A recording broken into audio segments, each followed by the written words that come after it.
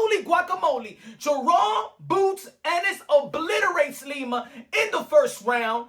Great performance, great statement in the 154-pound division, one of the most stacked divisions in the sport of boxing, making his 154-pound debut. Jaron Boots Ennis, great knockout, great statement, great stoppage, obliteration. Now it's time for Jaron Boots Ennis not to fight none of these unknown names, these irrelevant names. I love Jaron Boots Ennis' skills and talent. If you're familiar with the channel, you already know Punch Drunk Boxing. I've been saying for the past 7 years. He's been on the channel. Remember, Jaron Boots Ennis was rocking with Punch Drunk Boxing before he was rocking with anybody out here in the YTBC.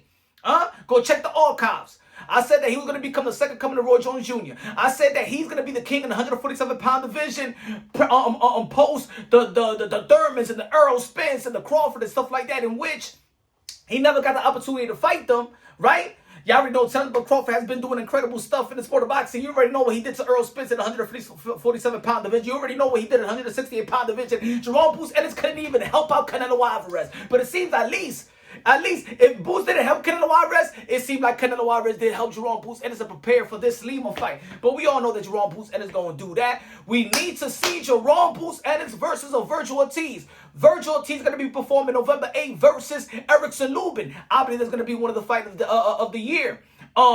Because they both brawl, they go to war. But I think that Virgil Ortiz is going to beat Erickson Lubin. But I think it's going to be a great matchup, entertaining matchup.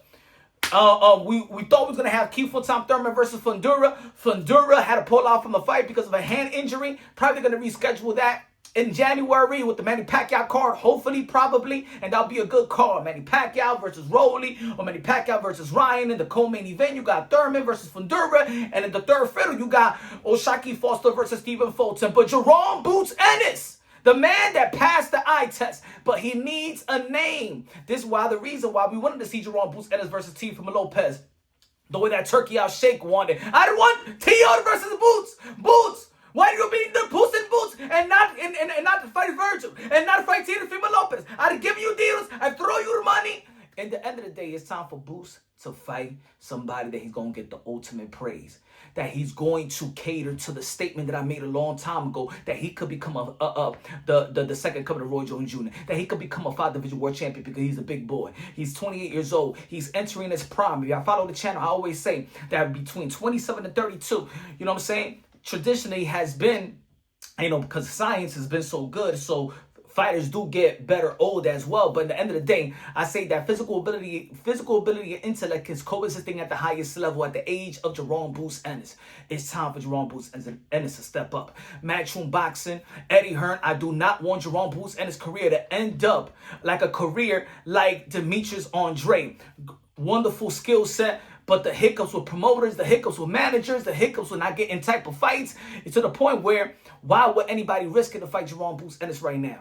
We saw today in Philadelphia. Before it used to be 15,000 out there in Philadelphia as the Wells Fargo Arena to see Jaron Boots Ennis. It looked like it was 5,000 to 7,000 people. You know what I'm saying? So in the next fight, if he fights another unknown name, another irrelevancy opponent, you're going to see that 7,000 to 3,000. It is time for Boots and Virgil in the most competitive division in the sport of boxing. Y'all already know. Y'all follow the channel. I've been saying that the 154-pound division is the landmine division. Anybody couldn't get it. Nobody looked like a world beater in the 154-pound division. Even when Canelo Alvarez was there versus Lara. Even when the Beast Andre got dropped by Matarosian. Even when we see the likes of, Brian Castano did so good versus Teixeira, but then had a draw with Charlo and then got knocked out by Charlo. Charlo who lost to Tony Harrison, then he knocked out Tony Harrison.